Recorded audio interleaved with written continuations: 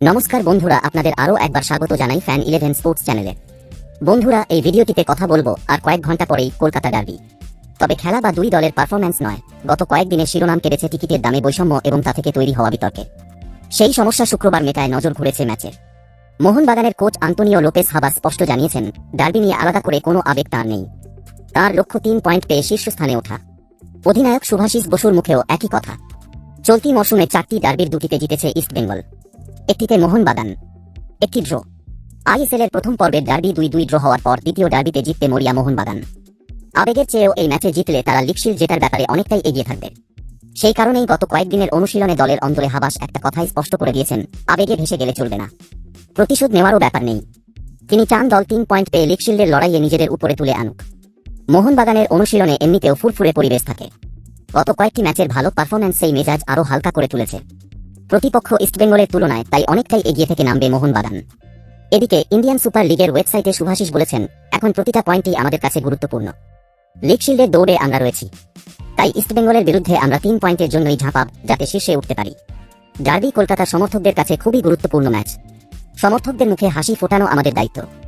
গতবার পারিনি, আশা করি এবার পারব।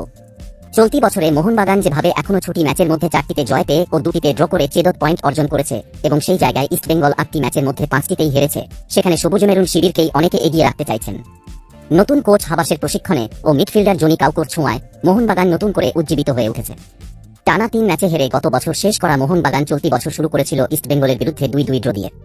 তারপর আরেকটি মাত্র ম্যাচে ড্র করে তারা বাকি 6টি ম্যাচেই জিতেছে।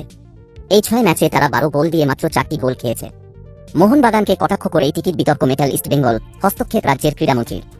গত ম্যাচে জামশেদপুর এফসির বিরুদ্ধে ভালো ফুটবল খেলে জামশেদপুর এফসিকে 3-0 হারিয়ে লিগ টেবলের 2 নম্বরে উঠে এসেছিল মোহনবাগান। দলের ছন্দে ফিরে আসা নিয়ে শুভাশিস বলেছেন, জামশেদপুরের বিরুদ্ধে দল হিসেবে আমরা ভালো খেলেছি। উইংয়ে মনোবীর অসাধারণ খেলেছে, প্রচুর সুযোগ তৈরি করেছি সেদিন।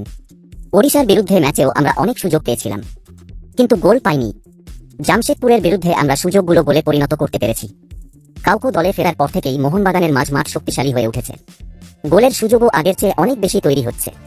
হাবাস ও কাউকোর ছোঁয়ায় দল যে নতুন ছন্দে ফিরেছে তা মেনে নিয়ে শুভাশিস বলেছেন, কাউকো অসাধারণ ফুটবলার, সত্যিই খুব ভালো খেলছে।